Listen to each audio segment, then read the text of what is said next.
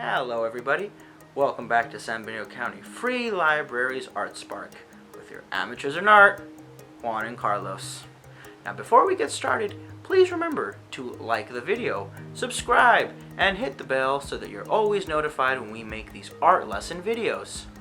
And today we're going to be making a very simple watercolor painting. Watercolor is perhaps something that you may remember from grade school, but it is actually very old, and it ranges all the way back to the Paleolithic age, where cavemen would use whatever they could find to paint on walls. Watercolor is a painting method where we use pigments suspended in a water-based solution. Now, watercolors themselves range from opacity and pigment from color to color. The colors that are strongest and leave the most impact on a painting are called staining colors. Also, for this lesson, you will actually need watercolor paper, and there comes in two kinds, hot or cold press, and all you need to know about that is that hot pressed paper is smooth with no texture, and cold pressed paper is very textured and much rougher. And choosing between either one of them is subjective.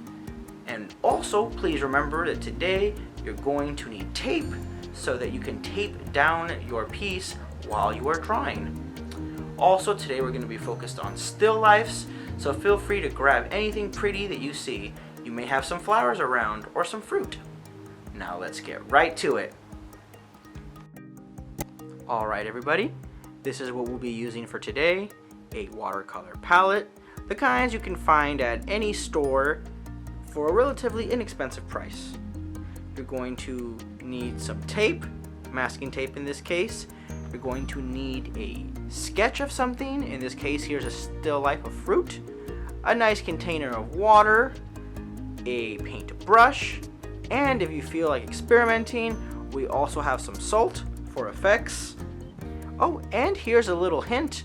If you have a lid on your painting palette, you can use that to mix colors if you don't have anything else on hand.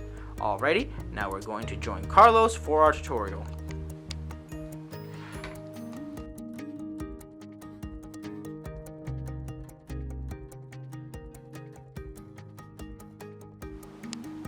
Alrighty everybody, we're back. So Carlos, what's our first step?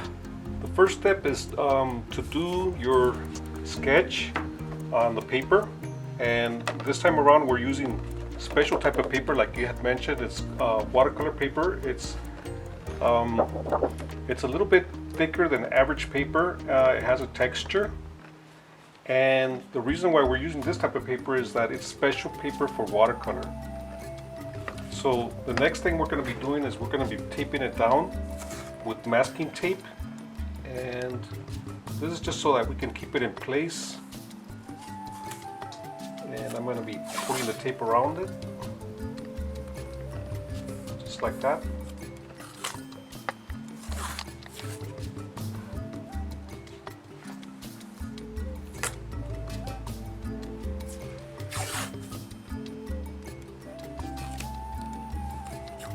Okay, once you have your paper on a surface and you have the masking tape around it, then what I would recommend that you do is you get your water,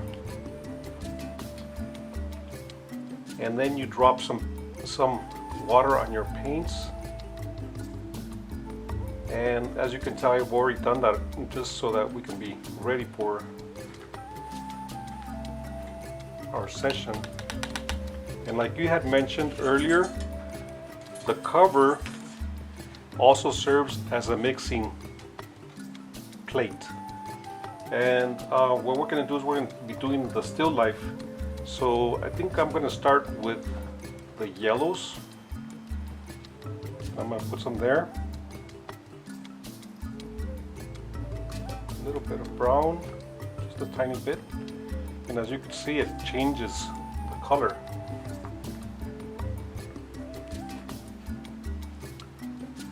Get your paint. You also need some tissue paper, or in this case, paper towels. And so you're going to start off like putting your paint down right around there. And what I'm doing is I'm kind of like outlining the, in this case it's a banana.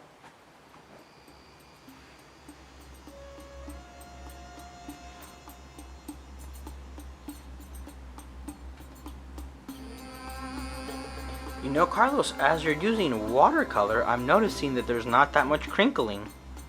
It's because of the paper. The paper is, like I said, it's a special type of paper, and it absorbs the water, and it doesn't distort the surface. And I'll be showing you the difference in a little while, because it does make a big difference with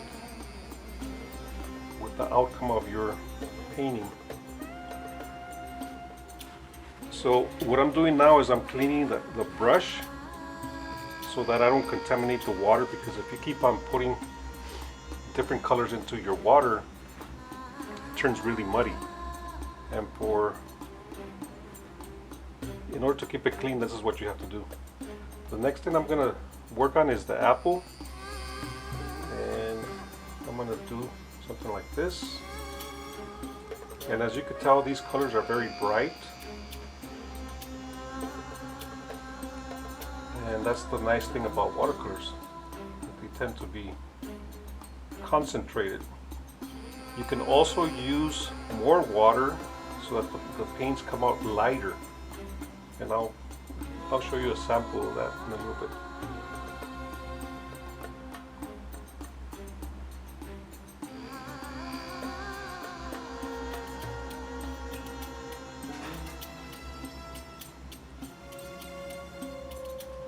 I don't know if you can see, but I'm leaving a white area right in there for like a highlight. What do you mean by highlight?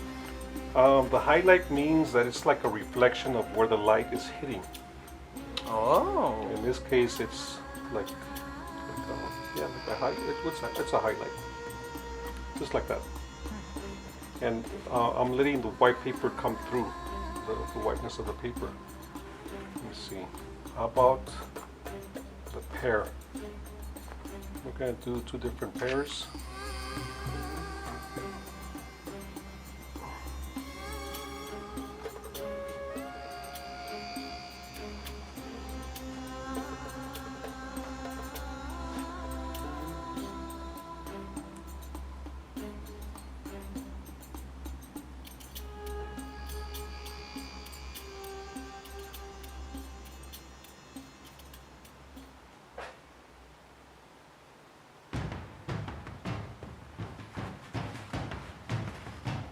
Okay, now if I want to remove some of that paint because it's concentrated, what I could do is I could get another brush and kind of just come back in here, and as you can tell, it lightens it. And I could do that with most of my painting so that they all kind of like reflect the same light source. But won't too much water make it a little runny? That's why I tape it down.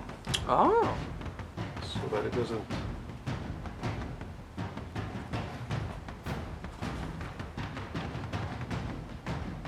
And then also the paper is what keeps it from running. It's a special type of paper, it's watercolor paper. And most of this paper you can buy like art supply places, like at Michael's or that type of place. And we're going to be doing the time lapse so that we can get this thing kind of going a little bit faster because of our time limitation.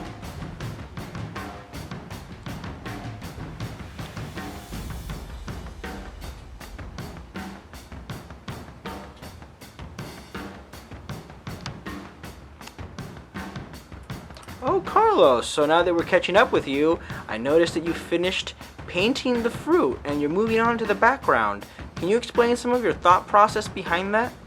Well, basically what I did is I used some warm colors for the forefront, and in order to make the background kind of recede, I used some of these blues and turquoises so that it kind of like makes it kind of works with these other colors. As you can tell, it kind of looks like it's faded into the background, and basically what I did is I just kind of got some blue, a little bit of green, and kind of just mixed it into the background. And that's where I'm at. Okay, well, it looks lovely, and we're gonna do one more jump and see what it looks like at the end. See you in a bit, guys.